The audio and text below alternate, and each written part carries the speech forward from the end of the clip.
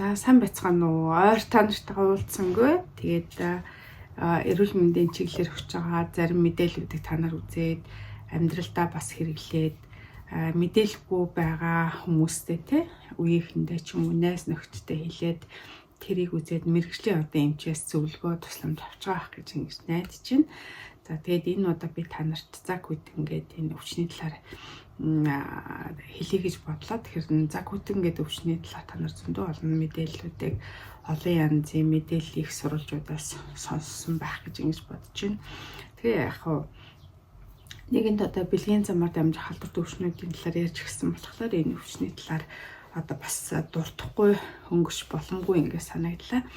Яагаад энэ өвчнийг заавал ярих ёстой юм бэ гэдэг та нар гайхчихж магадгүй. Тэгэхээр энэ хамгийн одоо юм гол юм нэг үл энэ бол бүрэн эмчлэгдэх боломжтой.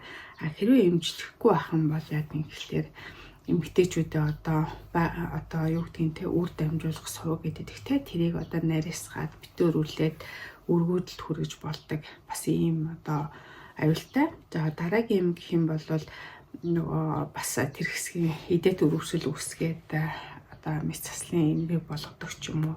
За энэ дээр би та мэдээлэл хараад биелж байгаа шүү. Тэгэхээр энэ эрэгтэйчүүдийн хувьд ч гэсэн өргөдөл үүснэ. За ер нь бол нас ахих тусам одоо шээсний сүвийг нарийсгалт үүсгэсэн нь болмоос тэр чи одоо бүтцийн өөрчлөлт орж ийн гэсэн үг шүү дээ. Тэгэхээр тэнд нь яадан гэхээр шээхэд одоо нас ахих тусам одоо хэцүү болдог ч юм уу, шээс сагддаг ч гэдэг юм. Ийм одоо эмгэг байдлуудыг бол үүсгдэг. За тэгээд дээрэс нь мэдээж хэрэг ямар нэгэн бэлгийн замаар дамжих халдвараар одоо өвчж байна гэдэг маань яванда энэ бол өөр бусад халдварыг авах эрсдлийг үүсгэдэг байхгүй юу? Тухайлх юм бол тохой халдвар ээж болно, гепатит вирусын халдвар ээж болно те элэгний одоо өрөвсөл үүсгэдэг, цирроз үүсгэдэг. За тэгээд дээрэс нь миний түрүүнд ярьжсэн те одоо тэмбүү, одоо юу гэдгийг хламид гэдэг те одоо бүхэл төрлийн бэлгийн замаар дамждаг халдвартай өвчнүүдийг үүсгэх юм аюултай байдаг байхгүй юу? Тэр нэгцэн үр дүн гэвэл бусад эрхтэн системүүдийг өвчлүүлэх юм одоо нөхцөл бүрдэн одоо хүүхдүүд яг ингэхлээр хэрэг эмэгтэй халдвар авсан байж чад хүүхд төрүүлэхэд бид ярьжсэн тийм ээ ингээ хүүхчин толоогоор ингээл дамжиж төрж чад тэгэхээр хамгийн одоо их нь одоо хайцдаг саст бол энэ нүдний саст байхгүй юу? Та нар боддоо энэ чинь ингээл яс арьслал явж байгаа зү тэ тэгэл ингэнгүүт нүд рүү ингээд тэнгууд саст байгаа. Тэгэхээр энэ саст нь бол маш их одоо эмзэг одоо өвч халдвар авах хамархан ийм одоо бүтцтэй байхгүй. Тэгэхээр тэрүүрээ дамжаад одоо няра хүүхдийн одоо дөнгөж төрсөн хүүхдийн нүдний одоо састын одоо ингээд улаас нуухан гоцсон тийм янз бүрийн юм нөхцөл байдлууд л үүсдэг. Хэрвээ эмчлэхгүй байх юм бол хараагүйч болох юм аюултай байдаг байхгүй. За тэгээд дээрэс нь энэ дээр бичсэн байгаа зүрхний хавлага руу тусаар дамжаад тийм ээ зүрхний хавлагыг гэмтэх юм аюултай байж болно. Эсвэл үе мөчнийг хийж болно гэж байгаа. За тэгээд одоо тархины одоо эмгэг гэнтэр үүсэх аюултай гэж ингэж бичсэн байна л да. Энэ бол мэдээж хэрэг бол ховор тохиолдол. Гэхдээ бол бас бодож яхад бол илүүдэхгүй болов гэж ингэж бодож байна. За одоо ямар шинж тэмдэг илэрдэг талаар би ингэ хэлье гэж бодож байна. Та нар ингэж сонсон багт тий за одоо би энэ дээрс ингэ харж байгаа учраас ингэ хэлээд нь тийм ингээд залуу байхад тийм одоо бид нэрийг оюутан дээр байгаа хүмүүстэй ингээл ярилтыг жаахна гэдэгсэн байхгүй. За загалж үзээгүй одоо хүний ямар хэрэгтэй хүн гэдэг ч юм уу. Тиймэрхүү яриа одоо маа зарэ гэдэг шүү дээ тий. Тиймэрхүү ярианууд бол хүмүүсийн дунд л их байсан. Энэ бол маш их утгагүй юм байна байхгүй. Эсвэл ингэдэг байхгүй юу? Одоо бие биенээ гэсэн ингээд юу гэдгийг дамаар сургаар ингээд антибиотикоор ингэж аптекаас тухайн үед бол замраагүй л гэсэн л та. Тэгээд ингээд аптекаас ингэж авч антибиотик хэрэглэж нөгөөтг нь юм төр дарагдчихна. За тэгсэн ярнаа нөгөө заг үдэ үүсгэж бактери нь бол байж байгаа үүссэн газараа. За тэгээ гадуур аим хуйгтай юм бүрхүүлтэй болчихно. Тэд нар ч бас амьд амьтаа учраас одоо маш их зэлтэй авах нь шүү дээ. Гаднаас нь ингээл нэг дөнгөж нэг тусагнуулгатуудын антибиотик ингээл өгүүлэхээр нэг бүрхүүлтэнд орчин тэгэхгүй болохоор бусад үед нь ядрангуут ч юм уу тархлаа сулардаг ч юм уу за нэг юм таагүй орчин бүртгүүд буцаад ингээ гараад ирчихдэг байхгүй юу. Тэгэхээр энэ бас их тийм сүрхий бактериуд байгаа даа. Тийм ч учраас юм нэг архаг загвүтэн гэдэг юу байдаг байхгүй. Тэгэхээр хурц үеийн эхлээд дөнгөж халдвар авсны дараа шинж тэмдэг нийлрээд ингээ явчихдаг тий. Идэ гардаг ч юм уу. За тэгээд одоо тийм таагүй юм идэ ингээд одоо эрэгтэй хүний бэл эрхтнээс гардаг ч юм уу эсвэл эмэгтэйчүүдийн өвтрнээс гардаг ч юм иймэрхүү юмнууд бол байгаад байдаг. Гэтэл архаг гэдэг нь болохоор нөгөө нэг юм хурц үеийн алга болоод яхнаа дутуу өмчлснээс болоод ингээд даалт хэлбэрт орчин. Тэгээл нөгөөтмөн цаанаа идэл гэсэн үг байхгүй нөгөө бактери маань. За иймэрхүү байдаг учраас явандаа үргүүдэлт ч юм уу эсвэл шээсний сугны нарийнсны юм бол үүсгээд идэг байна.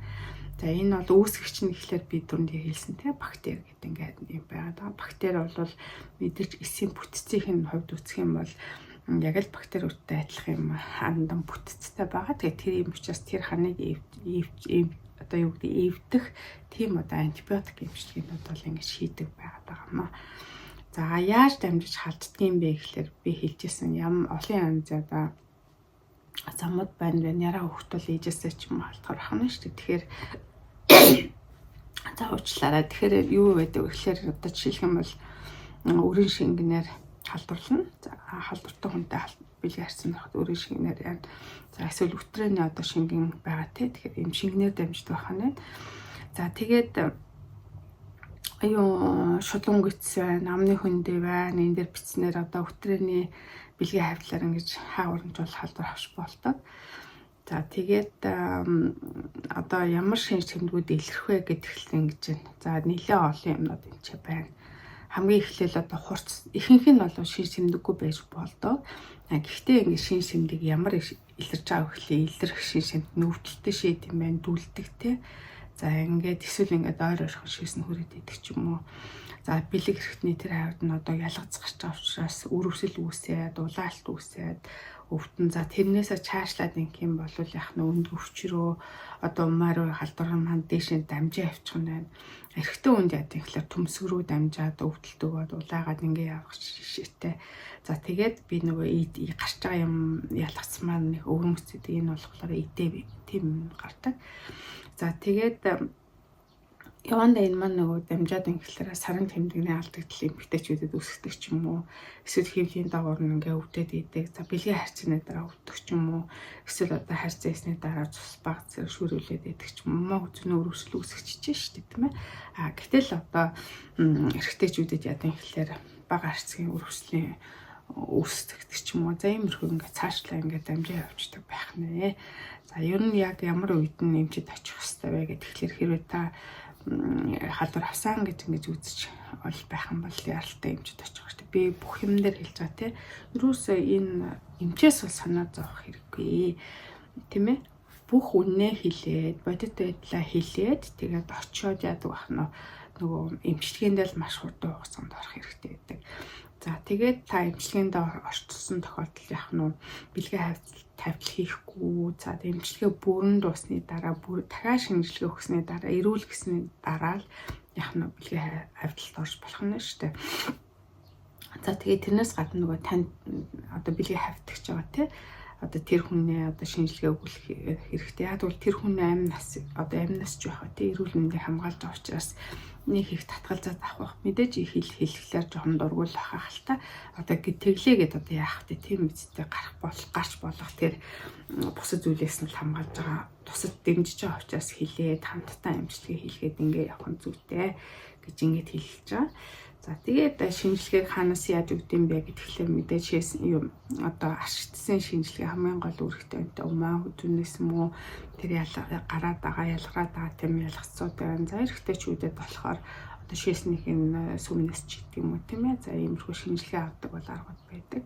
За яг мэрэгсэн лабораторийн газар шинжилгээ өгöd ингээд үзэх хэрэгтэй. За ингээд орчлогдсон тохиолдолд яралтай одоо богино хугацаанд эмчилгээнд хамрагдаад ингээ явнаа. Тэгэд юу н антибиотикийн хувьд гэхлээр мэдээж энэ бол ямар антибиотик төсвөртэй ямар антибиотик мэдрэг байна вэ гэдгээс хамаарууд эмчилгээ сонгоно. За ер нь бол яг тийм антибиотик гэж хэлэхэд хэцүү. Гэхдээ яг стандарт бол байдаг л та. Гэхдээ стандартаар эмчилгээ гэхлээр зарим хүмүүс маань яг антибиотик зөндөө замбрааг хэрэглэсэн болоод ерөөсөө бактери нь ерөөсөө үхэх болсон байдаг байхгүй. Тэгэхээр ийм тэр онсон эмчилгээг олно гэдэг нь яг үзэж байгаа хүмүүсээс маш их шалтгаална. За одоо энэ дээр чинь өөр би юу орхичваа гэхлээр ер нь яаж сэргийлэх юм гэдэг юм. Энэ бол ойлгомжтой тийм бэлгийн замаар дамж халдварлал гэж байгаа яах нь найдвартай царайн ганц одоо бэлгийн хавтагчтай байх хэрэгтэй. За мэдээж одоо хэцүү залуучуудын хувьд ингэж одоо яг онсон одоо тийм хүн олохын тулд олон янзын сорилтуудад тулгарч идэг. Баярын ёслол санаангүй байдлаар харьтаар суудаг ч юм уу эсвэл одоо найз нөхөр нөхөрлөө өрөмждөг юм. Иймэрхүү байдлаар бэлгийн харьцаанд ингэж орлоо гэж ингэж ботход бэлгэвчийг заавал хэрэглэж авах хэрэгтэй. Энэ бол маш олон янзын юмнаас бол хамгаална гэж хэлж байгаа. Бид хэлжсэн тийм бэлгэвч бол яхад тэр ингэж бүрхэгдсэн тэр газраа л хамгаална. Гэтэл нөгөө нэг амаар ч юм уу янз бүрийн байдлаар хамгаалтгүй бэлгээ харилцаа ихэд энэ хоолойны газар ч юм уу амаар өмнө хөндөд ингэж халдвар дамжих юм нөхцөл бүрддэг юм аа гэдэг ингээ хэлэх гээд байгаа. За тэгээд яах нь энэ дээр юу гэж байна? Дахин халдвар авах бас болгоомжлол гэж байна. Тэгэхээр эмчилгээд нөгөө хүнээ гомдооч байх ч гэдэг юм уу ямар нэгэн байдлаар хэлэхгүй эмчилгэхгүй байжгаад эмчилгээд усангууд дахиад бэлгээ харьцсан байхаар энэ маань өөрөө халдвараа дахиад авна гэсэн үг. Тэгэхээр энэ бол нөгөө халдвар нь ерөөсөө юу үүсгэдэг байхгүй юу? Одоо вакцин шиг юм дархлаа үүсгэдэг байхгүй юу? Тийм учраас энийг заавалжгүй эмчилүүлэх хэрэгтэй гэж ингэж хэлэх гэсэн. За ер нь эрсдэл хүчин зүйлийг би түрүүнд дурдсан шүү дээ. Ер нь ингээ олон хүнтэй л хавьталд ороод танихгүй тийм байх тусмаа л яг нөө эрсдэл бол маш их одоо өндөр байдгаа гэж ингэж хэлэх байгаа.